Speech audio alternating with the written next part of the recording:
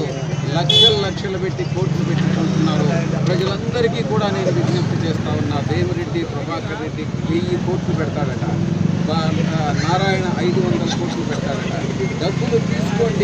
డబ్బులు తీసుకొని మీ సేవకి అంకితమయ్యేటటువంటి 4 కోట్లు వేయండి అన్నటువంటి విషయాన్ని ప్రజలందరికీ కూడా తెలియజేసుకుంటూ, ప్రజలను ప్రతి డోరుకి క్యాంపెయిన్ చేసుకుంటూ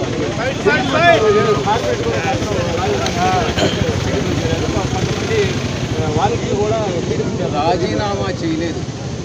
కార్పొరేటరు డబ్బులు తీసుకుని వెన్నుపోటు పొడిచి తెలుగుదేశం పార్టీలో చేరాడు. స్వయాన మామగారిని వెన్నుపోటు పొడిచి ఎన్టీ రామారావు గారిని తెలుగుదేశం పార్టీని ఆక్రమించుకుని లాక్కున్నటువంటి చంద్రబాబు నాయుడు పార్టీలో చేరాడు. చంద్రబాబు నాయుడికి నరనరాన అణువణువు ఏదైతే లక్షణాలు ఉన్నాయో ఆ లక్షణాలను పుణుకుపుచ్చుకున్నటువంటి రాజశేఖర్ కూడా ఆ పార్టీకి అమ్ముడుపోయాడు.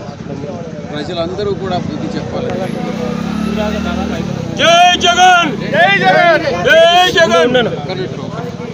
వాలంటీర్లు ఎవ్వరు కూడా టీడీపీని నమ్మరు.